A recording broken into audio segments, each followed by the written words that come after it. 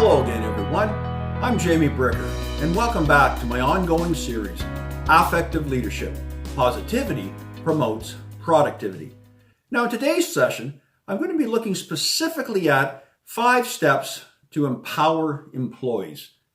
And the key, of course, to empower employees is for leaders to routinely give them challenges and opportunities to really develop their skills and, I would say, kind of continually light their fire, so to speak. Now, in terms of these 5 steps, the first one is creating a culture of commitment. And speaking of these high-achieving employee skills, it's really important to focus on developing their strengths and really encourage them, give them opportunities to utilize these strengths on a regular basis. Because, of course, these strengths lead to individual and corporate success, and success breeds success. And this success, of course, leads to a higher rate of commitment, and commitment itself is very contagious. Now, the second step is all about really establishing a greater sense of autonomy within an organization. And I want to stress from the get-go that organizations very much need a clearly defined framework. People need to know their roles, responsibilities, things of that nature. That needs to be there. But within this framework, high-achieving employees really deserve the opportunity for a little bit more latitude, shall we say. A little more kind of professional freedom in exactly what they do and exactly how it is done. Now, the third step is all about providing professional growth opportunities.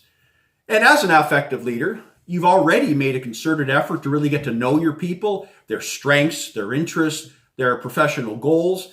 So when opportunities arise in the organization, you are really well on your way for really aligning nicely the perfect people for that position. And that's really a benefit of being a well-informed, affective leader, really on top of things.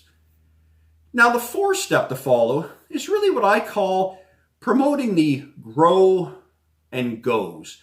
And what I mean by that is affective leaders really want to ensure they have a vibrant organization with a real pulse.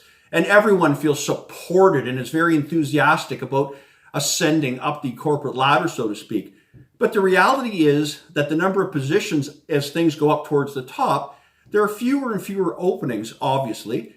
But it's a really, I think, nice position to have when you've created an organization and you have too many highly qualified people desiring the same few positions. That creates a very positive kind of competition, which benefits the organization. And even though these people may ultimately go somewhere else, the thing is we've benefited from their many contributions, and they also have left a legacy. They've raised the bar, which everyone else will hopefully follow. So even though they may be leaving the company, they have left some really strong positives. And the fifth step, which is really important to follow, is really what I call appreciating compliments. And that's compliments with a big E in the middle, just to clarify. And affective leaders realize that people entering the organization with different skill sets and different experiences collectively make the organization stronger. Affective leaders appreciate the fact that there are many different paths to the finish line, so to speak, on any initiative and any project. And another real benefit, kind of a more subtle one, and not really as obvious from the get-go, is by bringing in different people, over time, affective leaders realize that some of the long-standing routines and protocols of the organization are actually a lot better and a lot more effective if they're changed somewhat. And those changes come about by having different lenses brought to the table. So in closing, the bottom line is empowering employees is all about really releasing their creative energy, which of course is ultimately best for the overall organization.